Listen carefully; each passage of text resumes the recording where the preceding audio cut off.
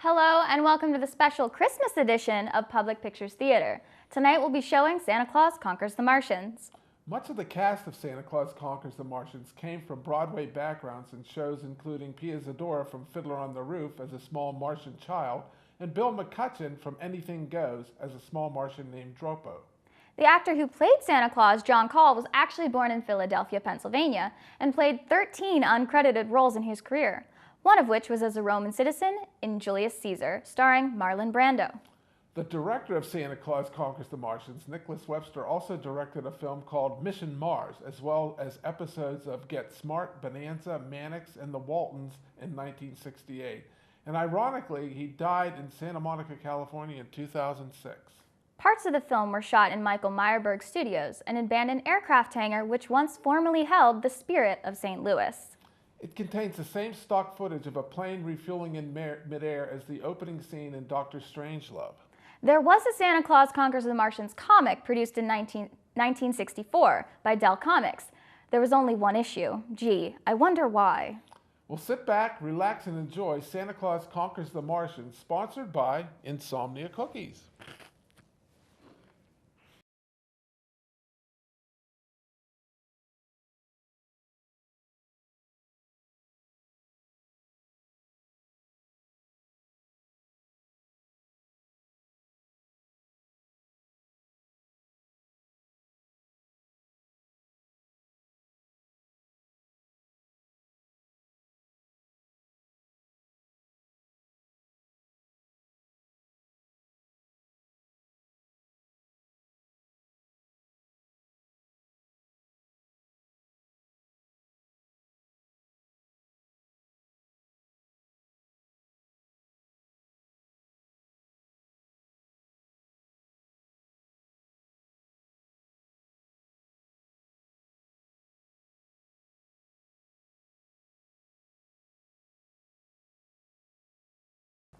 And welcome back to Public Pictures Theater and our feature tonight, Santa Claus Conquers the Martians.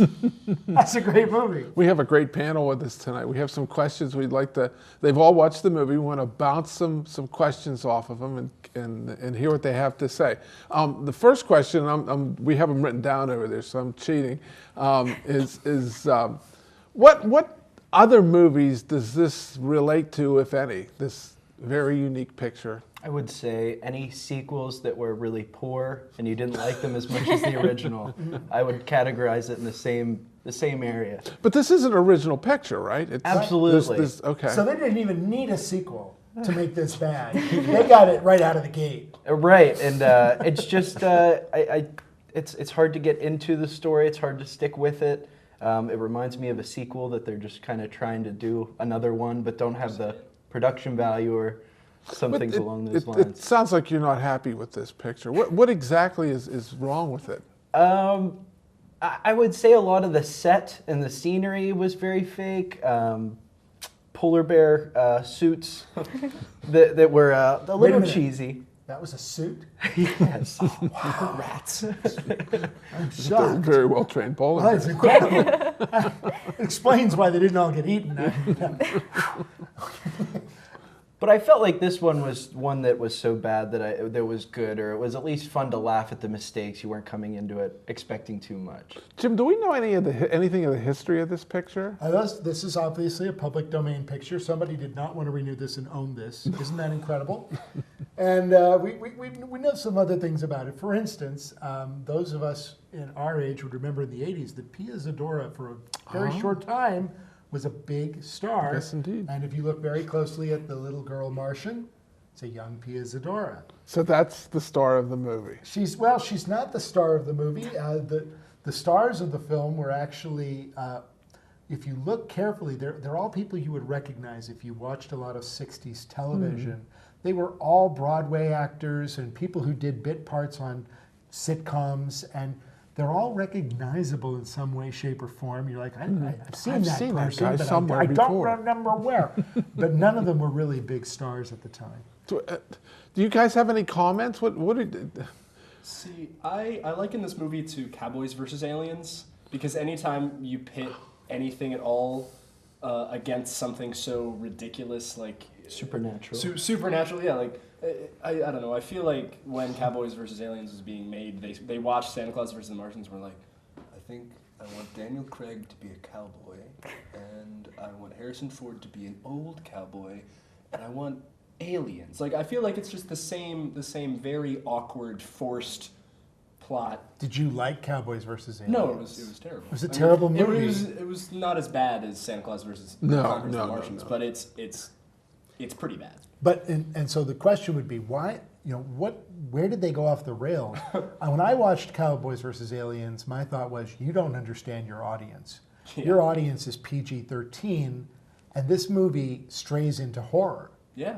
And Absolutely. it almost has a rated R feel to it, and I can't remember what the reading was on Cowboys versus Aliens, but I can't PG-13. imagine. It's definitely 13, I would think. I would think, but it had some real horror elements, and I thought, if you would tone this down a little bit, just made the aliens a little bit more approachable, more of a villain that you could actually interact with, this might have worked. Because, you got Harrison Ford. Big stars. You've got big stars. Big stars. And it could have worked. I think, Santa Claus versus the Martians could work. As a matter of fact, in the early 2000s, Jim Carrey was attached to a remake of this film, and it never got off the ground. Really? Yes. That's just so unfortunate. So if we were going to have a film marathon, a Christmas film marathon, all right, and judging by their reactions, I don't think Santa Claus Conquers the Martians it's not going to is cut. going to make the list. It's not going to make the cut. You get to pick one film, and you can't pick the film that the other person picks. Ready? So I'm going to go 1, 2, 3. What? You film? start 1, 2, 3. No. 1, 2, 3. Max, you start. Okay. Max, what film are we going to show during your Christmas special marathon? Elf, because I think it's like the complete same idea. And that really is your generation's Christmas movie. It is. It's That is our really Santa is your Claus Conquers the generation's Christmas Martians. movie. It Yeah. is. Okay, Sarah? Jaws: The Revenge. Ooh. I'd take that. That's a Christmas No, that's a movie? Christmas It movie. starts. Yeah, it starts at Christmas. Like Lethal Yeah. Weapons, a Christmas Jaws movie. the Okay, Revenge. Die Makes Hard? sense to people. Yeah. Die Hard Or, actually Die is my Hard. answer. Yeah. By the way. Okay. It takes place It's during. Die Hard. And- That's my answer. Die Hard. Yep, Die Hard. It is the best Christmas movie. It is a Okay, Christmas Lethal movie. Weapon is on that list of best Christmas movies, but under Die Hard. Wow. And so Rudolph would- does not even. No. What's yours, Jay? What would you, if you were going to put a Christmas film? Well, I like traditional. I would never have picked. So you like normal Christmas films I mean, as opposed to holiday that. vacation, Christmas vacation. Yeah. I'm thinking, Okay. definite Christmas. I'm way more old school than all of you. I would have Miracle on 34th Street. Okay, that's a wonderful Can't watch picture. it anymore. Or any number of the Scrooges are good. The Scrooges. Any of the Bill Murray. Scrooges. You know what? I like the Muppet Christmas Carol. Yeah. My wife loves that movie. Michael Caine. Yeah. Michael Caine. I'm not a big Muppet guy. They make me nervous, but I can understand that. So we were talking earlier about the fact that there's a concern in the movie that the Martian children have no fun, and they go in search. Is this movie a social commentary? You could definitely bill it as a social commentary if you wanted a wider audience.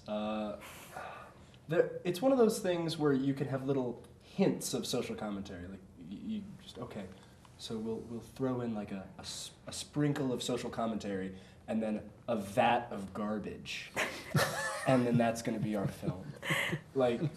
But yeah, I can definitely see where there'd be elements.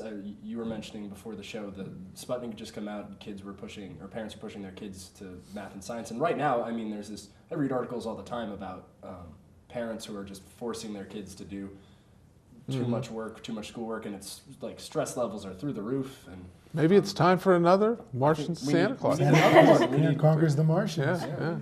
How about you guys? I think you can take different things out of it at different times. So when I was watching it, there was a comment in there about how those Martian kids watch way too much Earth TV. And I remember, growing up, that's something I heard all the time. Sarah, you watch way too much TV. And for me, that was something that I got out of it, but that's because I'm in a generation that is, was raised on TV. And it's not like you're going to grow up one day and be on TV. I mean, that. Never mind. Moving on. Can you guys? We have a vast audience out there that's watching, Vast. and we've been less than positive, I would say, about this picture. Can you reach down and after looking at it, give the audience a reason to watch this? It is exciting. It's exciting. This is the first time Mrs. Claus was in a movie. Yep. There's a good reason. Boom. Solid. Yeah. First time. Is that right? It is the Yeah. first time Mrs. Santa Claus. Merry Christmas. 3 weeks later, Rudolph the Red-Nosed Reindeer premiered for the second time. Is that But right? Up until that point, So, Mrs. Claus. so watch this if you want to see it. This Yeah. is So to add to that, because it's one of the earliest Santa Claus movies, maybe you could find a lot of movies that took elements from it. You know, okay. Yeah, a lot of movies Okay. draw, I think, from this film. Yeah. Claus, elves. Oh yeah. Okay, Martian. There was a polar bear in it. Here's my question. There are movies that are intentionally made to look bad. They're intentionally trying to look corny. Do you think they were trying to make a bad film, or do you think that these people actually didn't know they were making a bad film? I'm thinking did not know. Thinking did not know. Why? Why don't you think they knew? Because if you're going to take the time to make that movie, I feel like you're really going for it. There's so much that it takes to make a movie like that, and it wasn't so cheesy that I found it funny. It was more sad, like, oh, they thought that polar bear was going to work. It is an American International's picture, and they're famous for their wonderful pictures. It occurred to me when I watched it, and I saw this picture as a child in the theater. I went to see this, but I rewatched it again, and it occurred to me that maybe they did it as a tax write-off because they couldn't possibly make any money. I don't know if the revenue if they did make any money or not, but that might have been. I think they just knew their audience really well. I think they're like, okay, let's like they're like the sales pitch. Like, okay, so kids love Santa Claus and kids love Martians. Mm-hmm. All right, and we'll put them together. Like Everybody loves Santa. everybody loves Santa. Who doesn't like and Santa? Who honestly doesn't love Martians? And if this movie came out now and I had no idea, like there was no previous Santa Claus versus the Martians, I would be their opening day. I don't care how good or bad. I don't care who's in it. I want to see this. The night before you'd get in line. You would Yeah, start the I would line. be camped. I would be Yeah, there. you're the guy. Yep. So, do you think this movie's ripe for a remake, or should it be left to the mists of time? Remake? I would like a different person or a group of people to conquer. I would think, Okay. what about ISIS or some terroristic group? They need some ISIS cheer. conquers the Martian? No, Santa Santa Claus Claus conquers ISIS. ISIS. Santa With Claus joy conquers and happiness. ISIS. And Wow. I think you entertainment. might have something That- there. Yeah. Current soon. events. Too soon. Too soon. Let's try that again next year. I think it'd be really interesting, actually, if they took like the Ray Bradbury stories, the Chronicles of the Martian, or the Martian Chronicles, and yeah. if they kind of threw this in there as like one Threw vignette Santa Claus in there. in a chronicle of those, I think that'd be cool. Disney bought that, didn't they? They made John Carter of Mars, which was terrible. Not nearly as Another good. film didn't know its audience. Yeah, well, I mean, Yeah. I loved like the Princess of Mars. Like that was such a solid series Yep. that they kind of ruined. Yeah. But I agree. Actually, I think it'd be really great to remake this, but high budget. Like we're talking Real polar bears. Real polar bears. No spaceship. or solid animation polar bears, and like the blockbuster action comedy, where you get like a hunk, like you get Chris Pratt to play a Santa Claus figure, and then you just pit him against these. I don't even know. You could do like an ooze type alien, like totally not even They're human. really in now. Yeah, Ooze or alien. like some kind of giant doomsday alien, and really like just crank it up. So the premise of the children are not having enough fun, or don't know how to have fun, that still holds up That today. would still hold up. That would You'd crank it up so they'd be giant like skeletal zombie creatures with children. no personality, With- never they have laughing. a lot of personality. Just no fun. Just no fun. No fun. They're like, oh, Dad, we need to go eat some more universes. We want to watch some Earth TV. I would love that. Guardians of the Galaxy 3. The plus future Santa Claus. of television. So, Jay, what would be your Martian name? What do you think? A Martian Yeah, name. what were we saying? The names earlier have a pattern. Yep. What was the So, pattern? There's Boma, which is boy Martian, Gurma, I think, which girl Martian. There's Kimar, king Martian, and then Momar, mom Martian. It's about as unoriginal as you can So get. you're Jamar, Jamar. Jamar. Jamar. Yeah. Domar. Sounds like a rapper. Jimar, Jamar. Jamar. like brothers. Yeah, yeah. Jamar, Jamar and Jamar. Yeah. Yeah, yeah. Samar, Mamar. Mamar, Mamar? Mamar, Mamar. Mamar. I think we're done. Are we done? Well, I but think- first, Jay, we need to thank our sponsor.